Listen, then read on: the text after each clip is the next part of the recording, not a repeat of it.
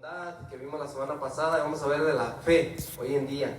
Pero esta palabra fe está hablando de fidelidad. El apóstol Pablo, yo estaba viendo el original de este texto y escudriñando y está hablando de fidelidad y de fe.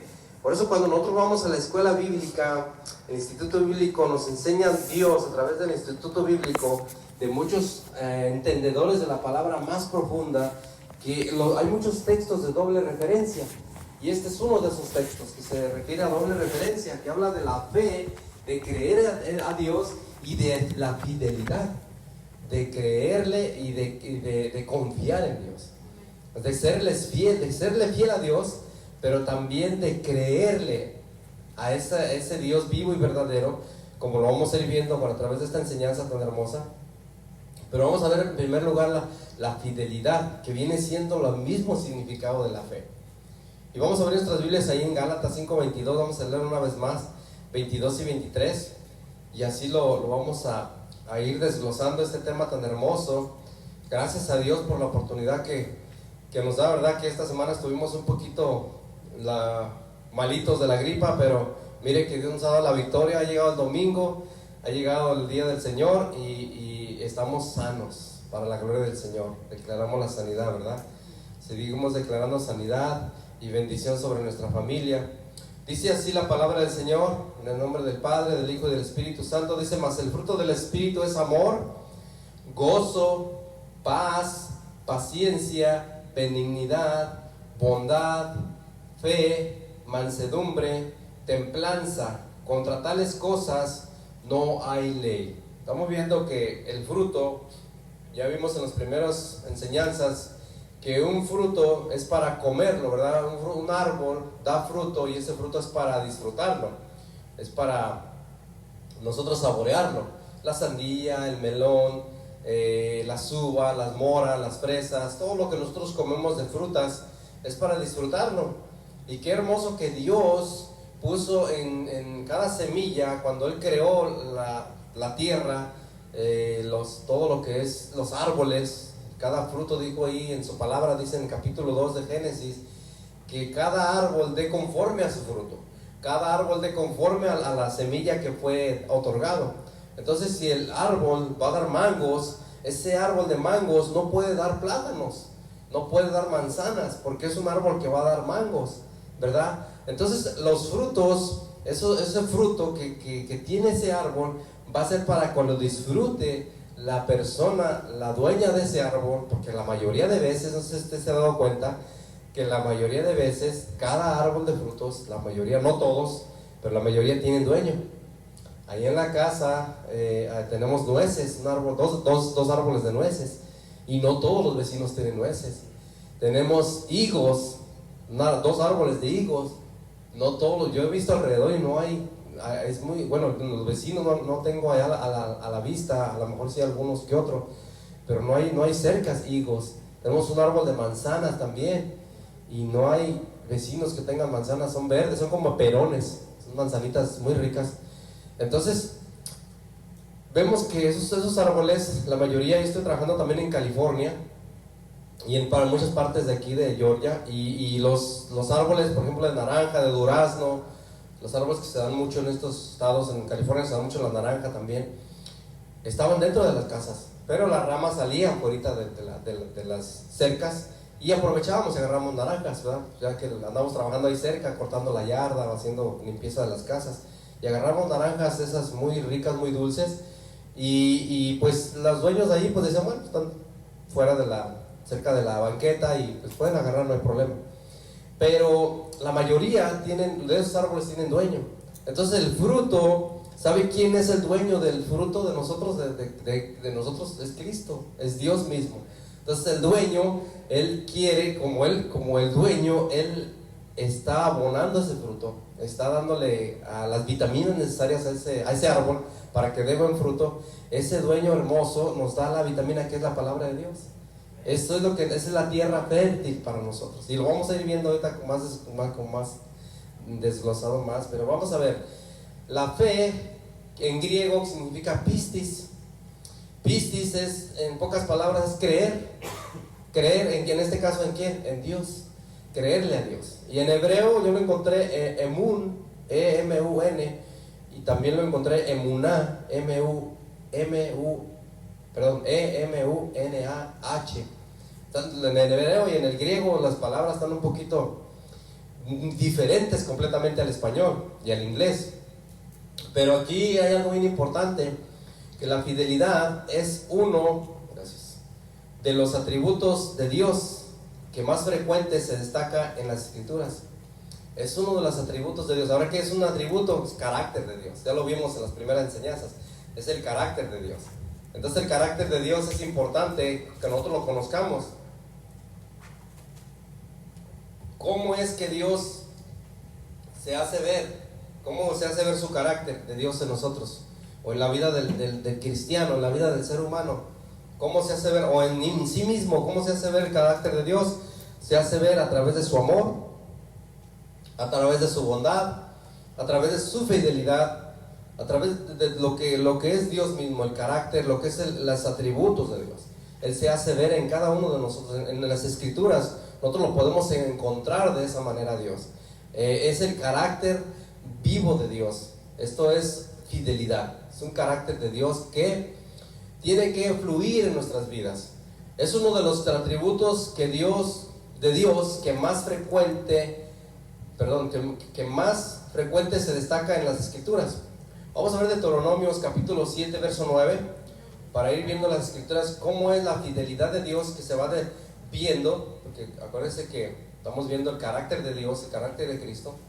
Pero en Deuteronomios capítulo 7 habla algo bien hermoso Dios, que cuando veo y me profundizo estudiando las Escrituras, a veces no tiene uno el tiempo suficiente. Me dice mi hijo en esta semana, dice: papi, ¿ya preparaste el mensaje? Le digo, estoy preparando en pausas, porque entro yo a prepararlo en mi recámara y leo, y luego digo, ay Dios, es algo que me voy, me está llevando Dios por otro lado, pero el Señor dice, tienes que enfocarte en lo que tienes que, en el tema que tiene que ir. Pero todo eso lo permite Dios porque también nos enseña. Cuando nosotros vamos y escudriñamos la palabra de Dios y vemos que se nos está haciendo sabroso el tema y otros temas que salen ahí, por ejemplo las Biblias de estudio, usted la estudia, usted se está deleitando en la palabra, y eso es ¿cómo se puede decir? Eso es aprobado por Dios, aprobado porque está escudriñando y está dialogando con Dios. Porque esa es la palabra, para dialogar con Dios, para platicar con Dios, para entender a Dios, para descubrir qué Dios quiere en mi vida, con mi vida. Dice Deuteronomio 7, vamos a ver desde el versículo 9 en adelante. Dice así: conoce pues que Jehová tu Dios es Dios fiel, que guarda el pacto y la misericordia a los que le aman y guardan sus mandamientos hasta 1000 generaciones. Vamos a verlo desde el contexto de lo que está hablando aquí, lo que es Moisés. Dios le da a Moisés escribir todo esto y le dice: porque tú eres pueblo santo para Jehová tu Dios. Estoy en el versículo 6. Es el contexto de lo que acabamos de leer. Dice: eres pueblo santo para Jehová tu Dios. Tú eres un pueblo escogido, pueblo santo. Jehová tu Dios te ha escogido para hacerle un pueblo especial, más que todos los pueblos que están sobre la tierra. Mire qué bendición. Dice que nosotros nos ha escogido Dios para que seamos un pueblo santo, un pueblo especial, pero no porque seamos muy guapos, no porque seamos muy talentosos, ¿verdad? No porque nos queramos creer más, no, para nada. Ahí está la respuesta del 7.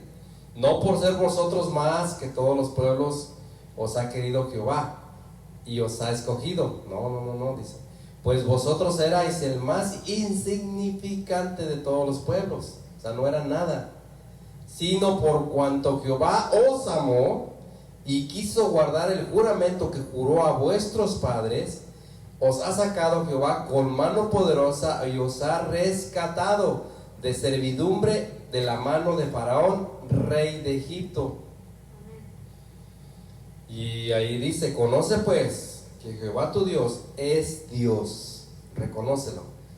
Dios fiel, que guarde el pacto y la misericordia a los que le aman y guardan sus mandamientos hasta 1000 generaciones. Ahora sigue diciendo, y que da el pago en persona al que le aborrece, destruyéndolo, y no se demora con el que le odia, en persona le dará el pago. Así es nuestro Dios. O sea, si hay alguien que aborrece a Dios, Dios se va a encargar de eso. Ahora, ¿por qué no lo hace ahora? Ya lo vimos en el inicio con lo que leía mi hija, porque Él es paciente, porque la paciencia de Dios llega a un extremo grande. Él es paciente y no destruye a nadie, no quiere que nadie perezca, no quiere que nadie caiga, no quiere destruir a nadie, sino que todos vayan al arrepentimiento. Lo que estaba hablando en segunda de Pedro, capítulo 3. Ahora vemos, el fiel Dios es digno de nuestra fe y confianza, guarda las promesas, el pacto, cumpliendo su palabra. Ahora, Él cumple su palabra. Cuando estamos viendo aquí lo que leímos, cumple su palabra cuando nosotros le amamos a Él. Aquí está lo que está diciendo, nosotros le amamos, fuimos un pueblo insignificante, un pueblo que no, el más pequeño, dice aquí, el más insignificante. Y dice, pero este pueblo, cuando me alaba, cuando me glorifica, cuando me exalta, yo le doy su pago, lo recompenso. Y así es con nosotros. Somos el pueblo de Dios nosotros. Somos el pueblo adquirido, dice el apóstol Pedro también. Mire cuánta revelación del Espíritu Santo al apóstol Pedro. En el capítulo 5, ahí está hablando de, somos el pueblo de Dios, somos un pueblo escogido, un pueblo especial, real sacerdocio, nación santa, pueblo adquirido. ¿Para qué? Para que anunciéis las virtudes de aquel que nos llamó de las tinieblas a su luz admirable. Ese pueblo de Dios somos nosotros. Entonces, como somos el pueblo de Dios, nosotros tenemos que corresponderle a nuestro Dios. ¿De qué manera? Siendo fieles a Dios. Dice que en el capítulo 25 de Salmos, vamos a ir viendo, vamos a estar en Salmos para ir viendo la fidelidad de Dios. Capítulo 25, el Salmo 25, versículo 10, está hablando de la fidelidad de Dios también.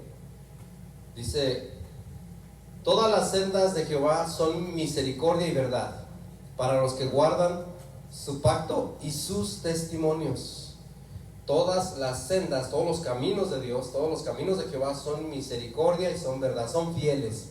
Aquí se traducen algunas Biblias que son fieles. Los caminos de Dios son fieles. Dice, para los que guardan su pacto y sus testimonios. Nosotros tenemos que guardar el pacto de Dios, porque como Él es fiel, Él guarda el pacto. Él sí cumple sus promesas. Él le dijo a Abraham, te voy a bendecir.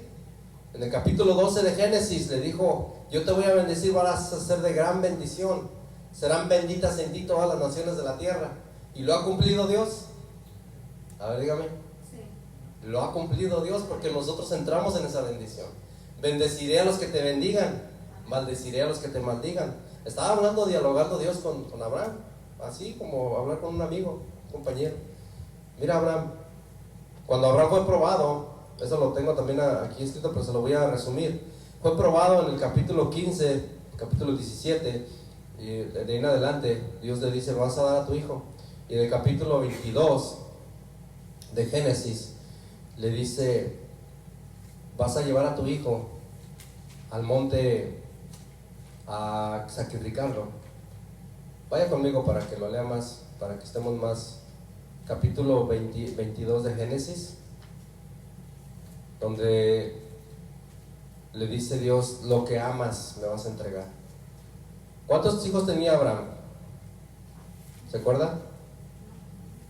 Ismael y Isaac, ¿verdad que sí? Entonces le dice Dios, necesito que me entregues a tu hijo al que tú amas.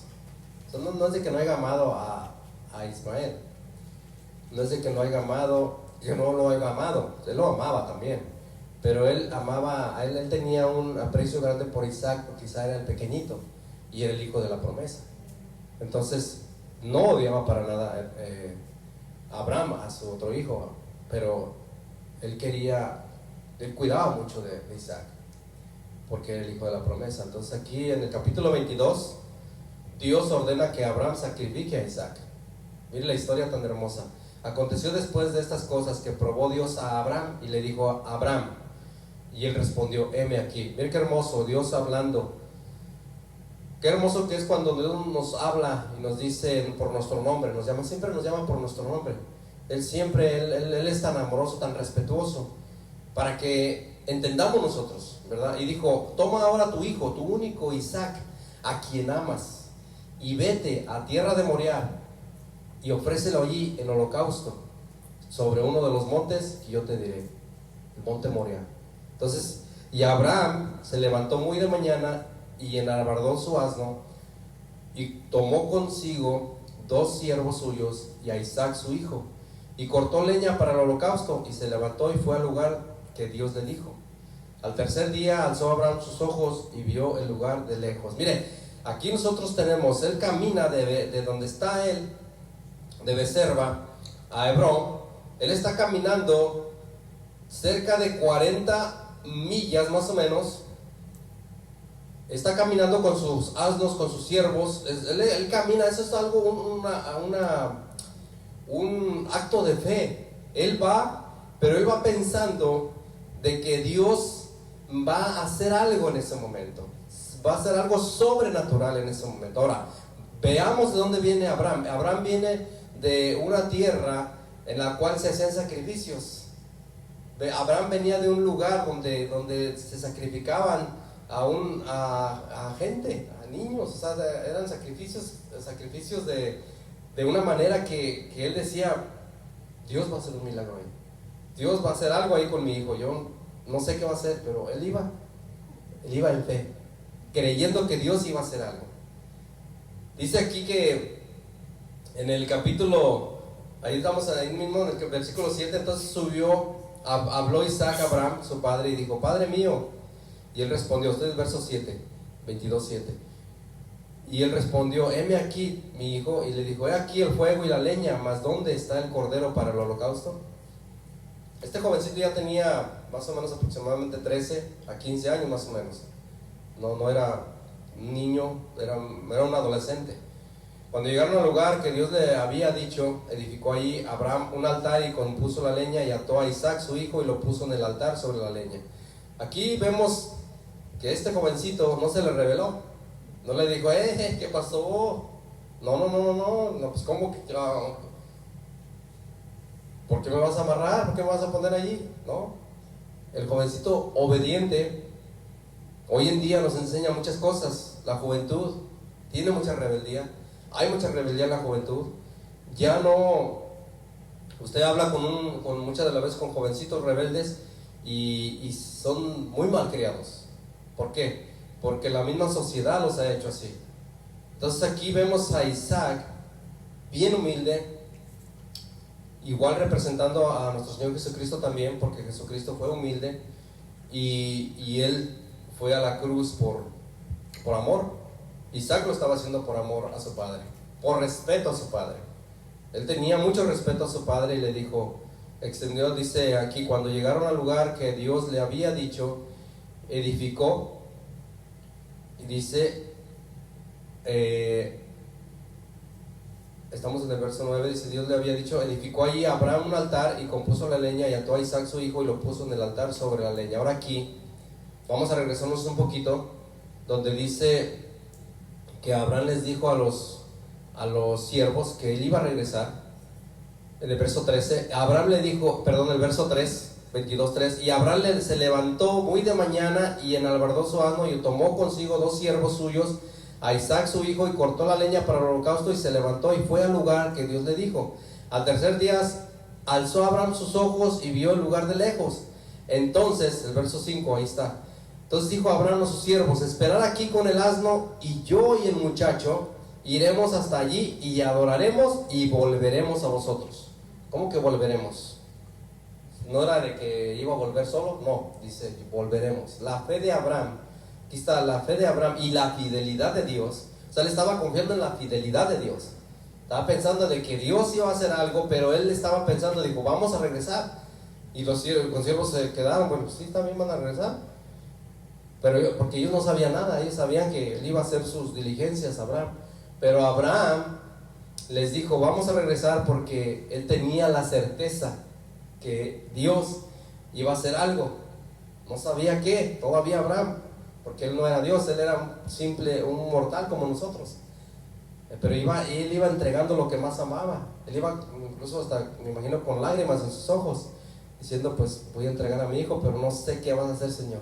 La mayoría de los teólogos, la mayoría de los eruditos que entienden este pasaje, este tema, que lo han escudriñado, dicen que Abraham pensó que Dios lo iba a resucitar de los muertos a Isaac. O sea, sí iba a hacer el sacrificio, sí lo iba a hacer, porque Abraham iba decidido a hacerlo. Pero él pensó y dijo, va a resucitármelo de los muertos, porque él me dijo que me iba a dar que me iba a dar descendencia. ¿Y de dónde va a salir la descendencia si ya tengo 99 años? Si ya estoy bien viejito, ya mi esposa también. O sea, no hace sentido. O es tan milagroso Dios, es tan grande mi Dios, que me va a dar otro hijo, o otros hijos por medio de Sara. No sé, pensó Abraham de la manera que Dios iba a hacer algo.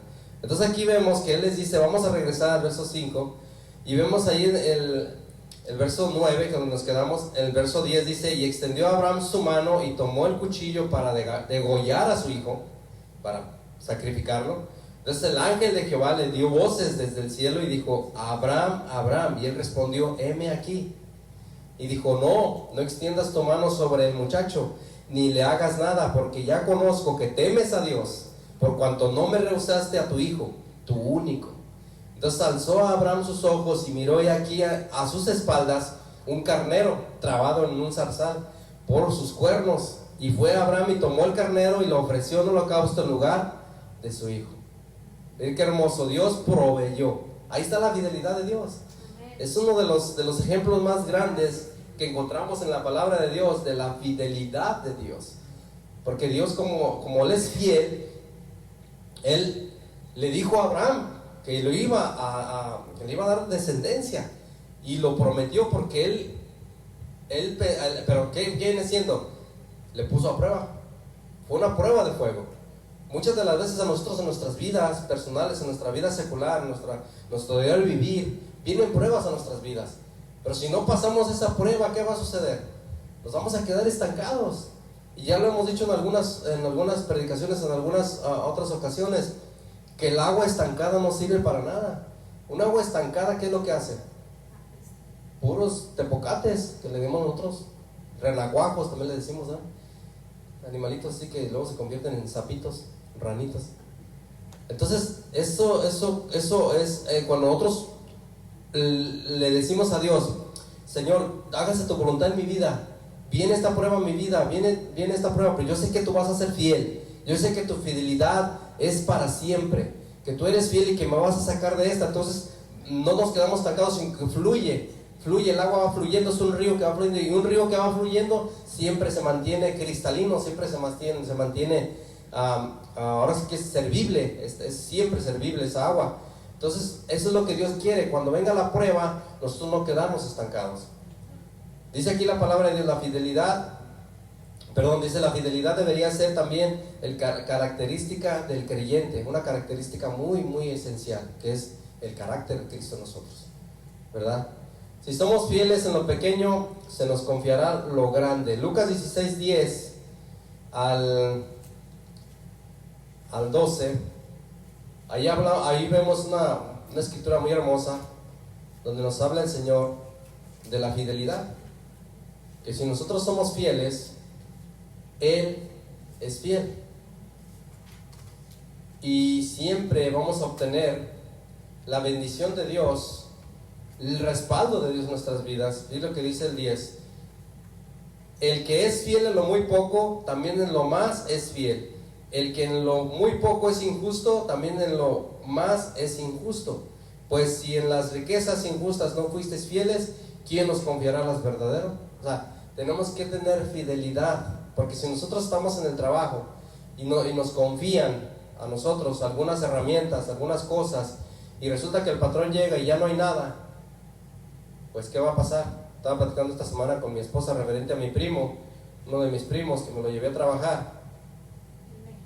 Y resulta que allá en México, cuando estábamos trabajando allá, me lo llevé a trabajar de ayudante. Y resulta que llegué al siguiente día a la casa de atrás del trabajo. Andábamos en un trabajo y me dice la señora, oiga, ¿qué cree? Que me robaron la televisión y me robaron una bicicleta. Le digo, mire qué bárbaro. Entonces, pues yo no conocía de Cristo todavía, pero pues Dios usó a nuestros padres para enseñarnos que robar no es bueno, porque pues lo hicimos de pequeñitos, influidos por las amistades que teníamos ahí en la colonia, pero nos fue muy mal. A mis hermanos y a mí nos dieron unas buenas, ¿verdad? Unos buenos chanclazos y unos buenos para que se nos quitara que no agarrábamos lo ajeno. Entonces yo fui con mi primo y le dije, oye, ¿qué pasó? Pues lo encontré ya muy, él andaba drogado, andaba con la droga encima. Y ya, lo dejé así porque dije, bueno, pues de todos modos ya de dónde me lo va a dar para... Pero la señora, gracias a Dios que la señora comprendió. Pero cuando vamos a un trabajo y nos confían, si nosotros no somos fieles, si no hay confianza, si no hay fidelidad, ¿nos van a volver a dar el trabajo? No nos lo van a volver a dar. Entonces tenemos que nosotros que pensar. Ahora, la fidelidad también se encuentra dentro de lo que es... Yo estaba viendo un ejemplo del matrimonio. El matrimonio, muchas de las veces, la fidelidad, la gente infiel, cuando hay infidelidad, permite que vengan los divorcios. Vienen los divorcios y vienen el desastre en la familia. ¿Por qué? Porque el hombre fue infiel o la mujer fue infiel. Miren lo que encontré yo. Según el INEGI, lo que es lo que investiga las estadísticas en México y partes de Estados Unidos, se han registrado más de 1.666.766 divorcios en el mundo. Se han registrado.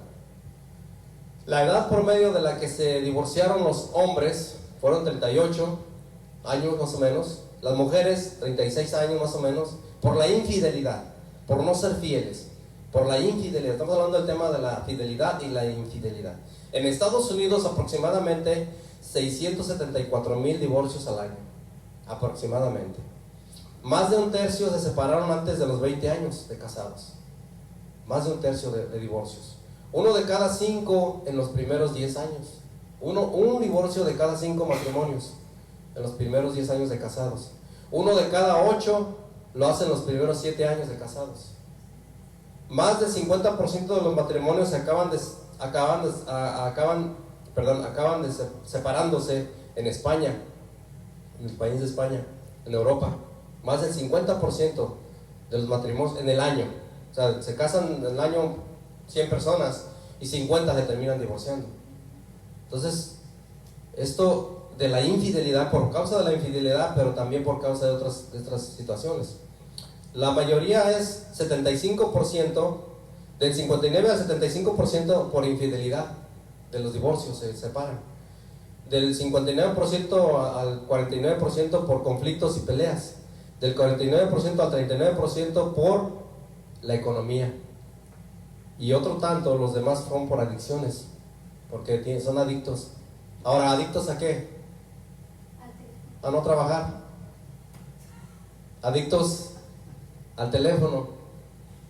Adictos a muchas cosas. No solamente la droga, la cocaína, la marihuana, el cigarro, la cerveza, el vino. Decía mi esposa que tenía un tío que le gustaba mucho el tequila y él le encantaba tomar tequila y nos invitaba a tomar tequila y de vez en cuando tomábamos, pero no, nos iba bien mal porque por alumbre, por fuego.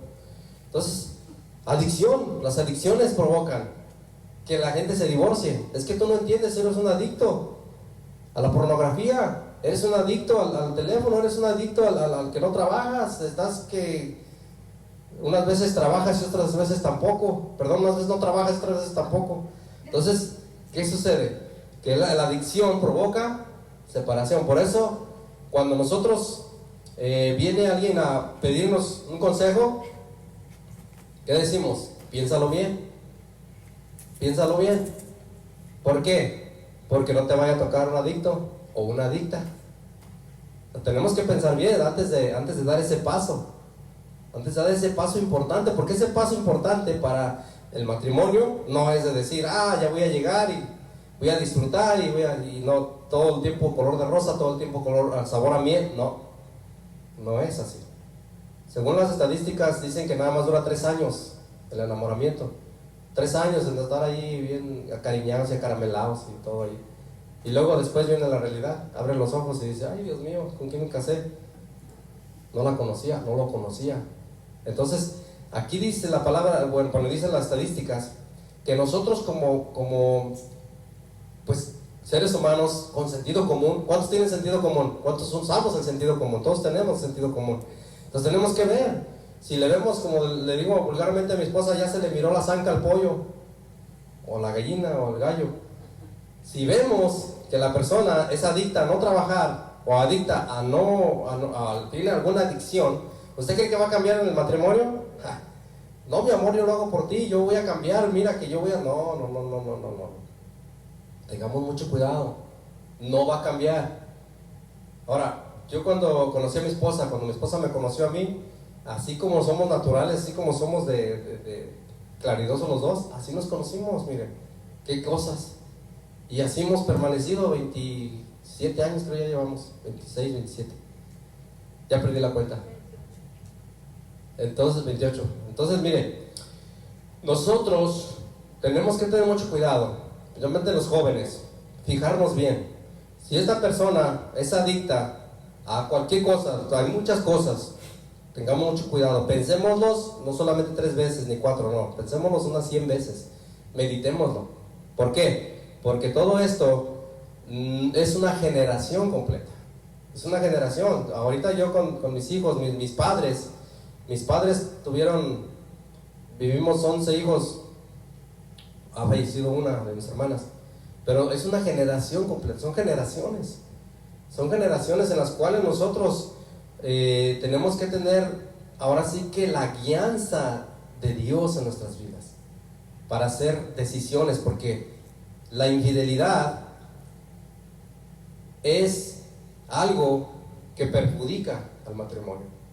Ahora nosotros, tal vez el cónyuge no sea infiel con una mujer o con un hombre, pero sí le da más lugar a las adicciones, que también es infidelidad. O sea, le está dando más lugar a cosas, le está dando prioridad a cosas, según él, en su cabeza, en su cerebro, que son más importantes que lo básico del hogar. Entonces ahí tenemos que tener cuidado. Estaba viendo una película esta semana me estoy extendiendo un poquito en este tema porque es bien importante, pero de un pastor que llegó a la consejería, un muchacho que se quería casar, y le dijo el pastor, le dice al muchacho, bueno, ¿cuánto llegó una camioneta de 4x4 de esas grandes de 8 cilindros, una grandota, trocota grandota, y llegó con ella, con su novia, que se querían casar y querían consejería.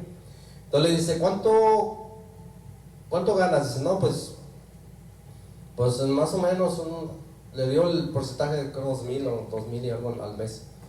¿Y tú crees que con eso la vas a hacer?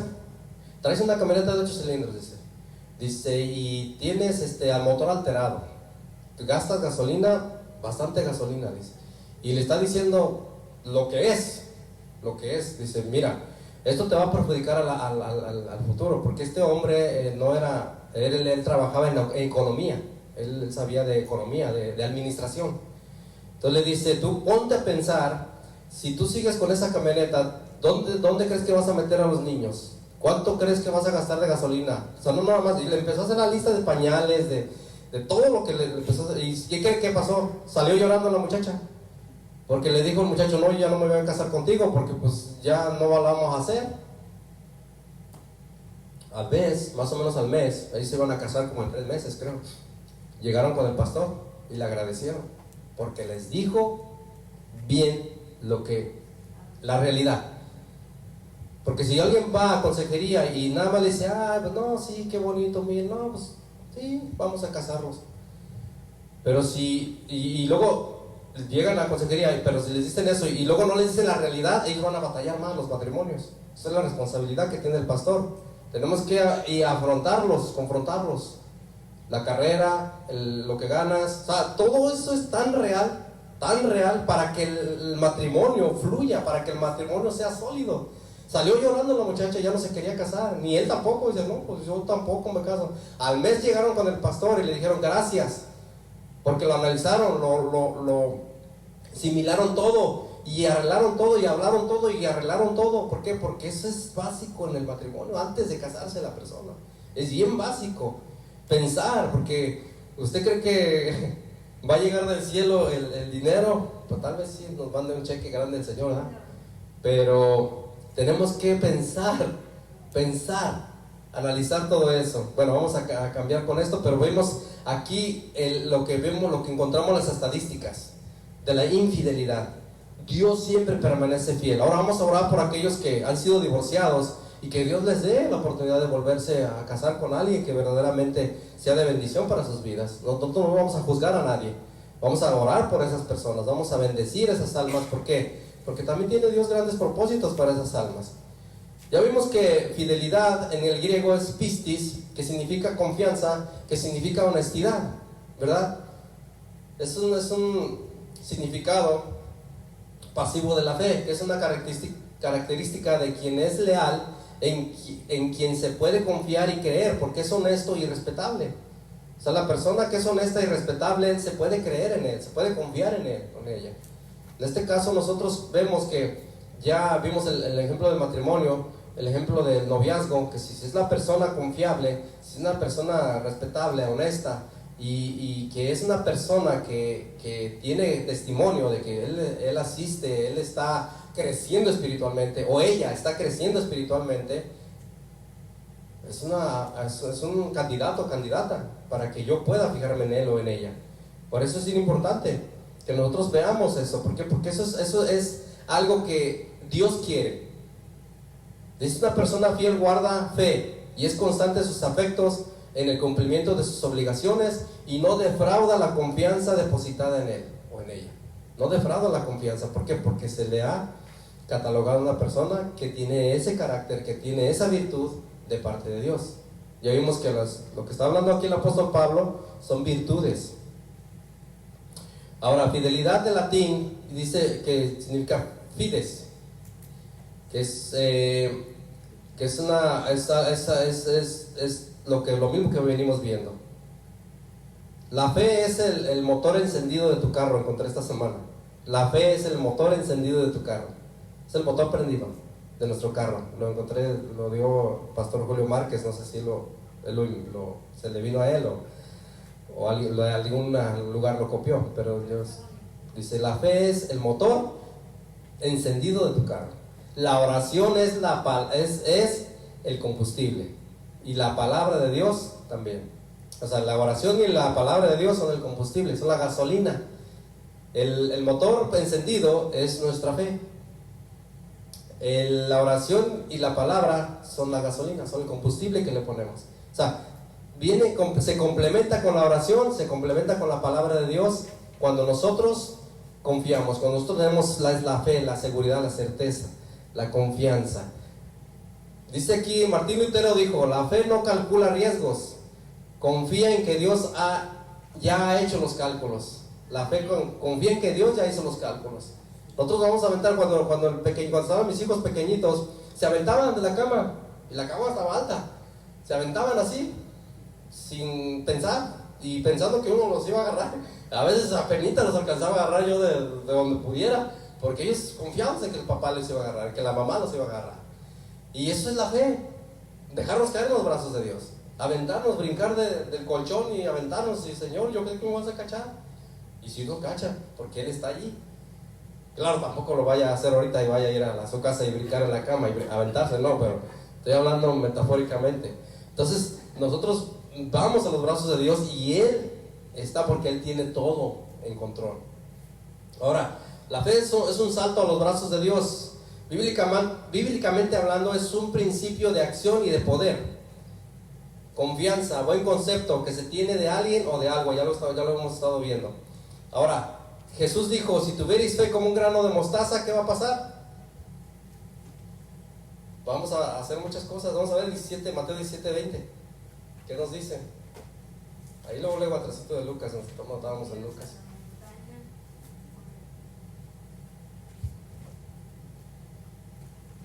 Dice aquí la palabra de Dios, Mateo 17:20.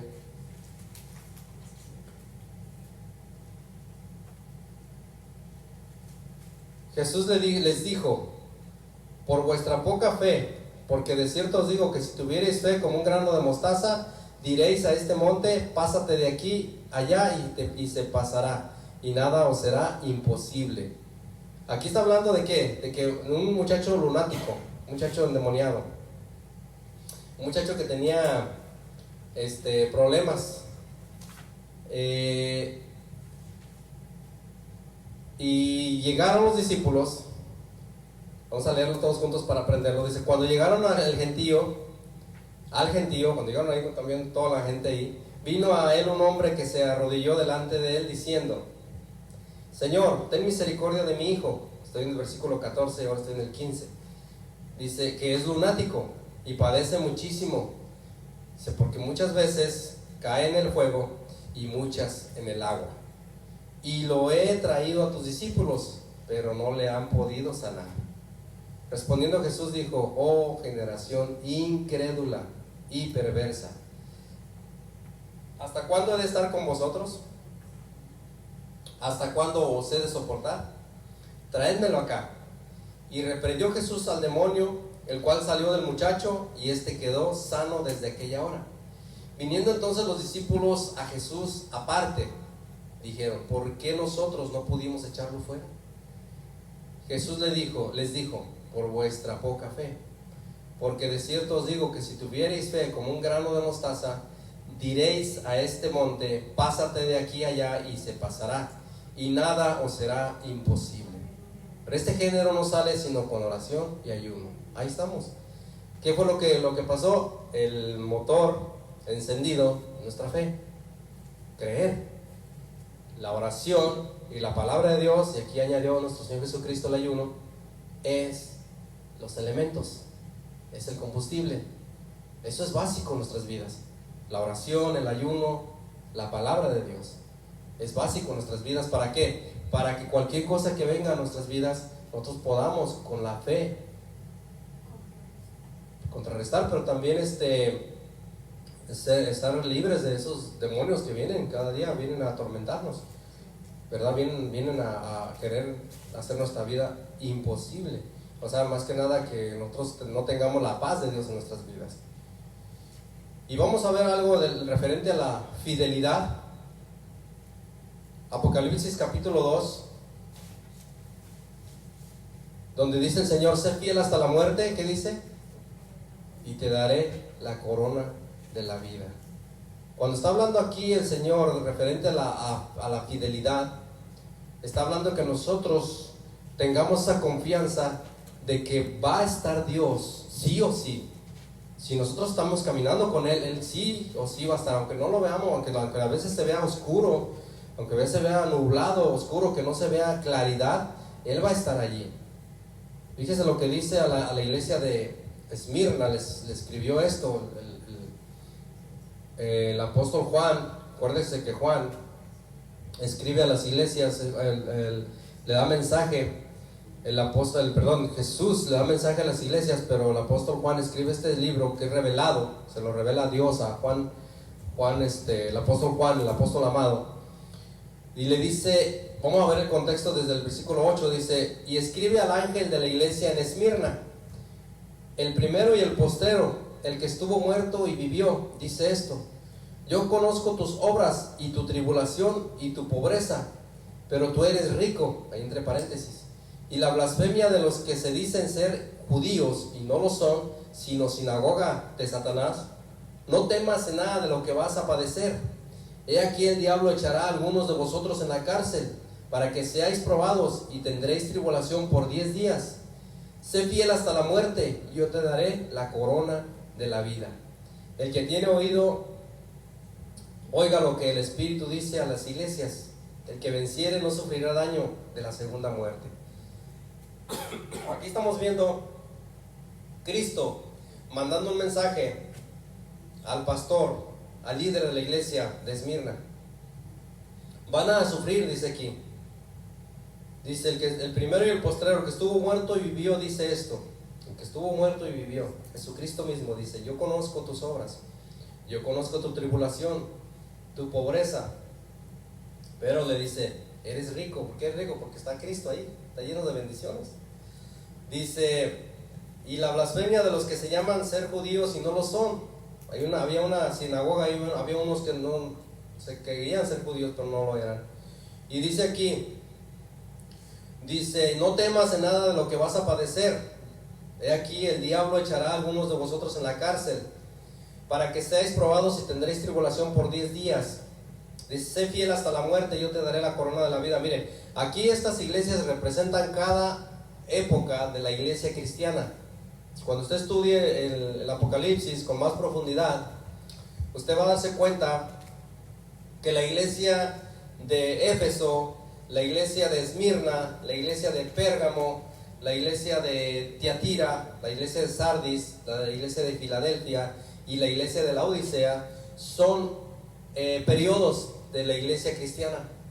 Esta iglesia habla del periodo cuando los cristianos son perseguidos, cuando los cristianos son echados en el coliseo de los leones, entre los leones, para que se los comieran. Pero le dice: sé fiel hasta la muerte, porque por eso les dice: sé fiel hasta la muerte, porque iban a padecer, iban a tener van a morir. ¿Por qué? Por la causa de Cristo. Si van a tener persecución, van a tener tribulación. Dice: pero no temas. Así, ahí está hablando de la fidelidad. De esa fidelidad está expresando el apóstol Pablo ahí cuando está diciendo el fruto del Espíritu, que tenemos que tener esa virtud de nosotros. ¿Por qué? Porque cuando tenemos esa virtud, ese carácter de Cristo fundado en nuestras vidas, que es la fe, la fidelidad a Dios, mire, nos va a pasar los de Esmirna. La iglesia de Esmirna padecieron, sufrieron, pero Dios, Cristo mismo hablándoles en persona: yo voy a estar contigo. Estaba diciendo un doctor referente a cuánto dura una mordida de un león cuando lo muerden, porque la mayoría de los leones, ellos muerden en la vena grande de aquí, que es la angular, o como le llaman médicamente hablando, yugular, la vena yugular, la que corre la mayoría de sangre. Los leones, los tigres, los animales salvajes, incluso los osos, cuando rasguñan, tiran ahí en esas partes. Y cuando se desangra a la persona son 45 segundos para que se vaya, 45 a un minuto para que se vaya la persona, porque se está desangrando. La sangre corre rapidísimo ahí en ese momento. Entonces, ¿cuánto podemos durar agonizando? O sea, en agonía, 45 segundos, un minuto.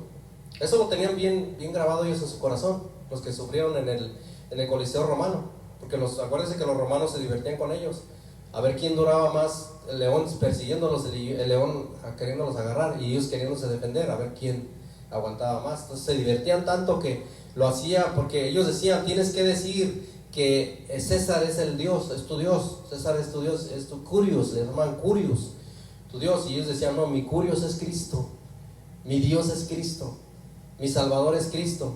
Y decía: tienes que negarlo. No lo niego. Y luego le decían a la mujer, o al hombre, despedazaban a sus niños pequeñitos: mira, si ni lo niegas. Y los niños pequeñitos, ¿para qué? Hay una película que se llama así, Los Mártires de León, así se llama la película. Y la niña le dice: no, papá, no blasfemes, no lo niegues, yo ya me voy con él, allá te espero. Se la comía el león, a la niña, a la pequeñita o al niño.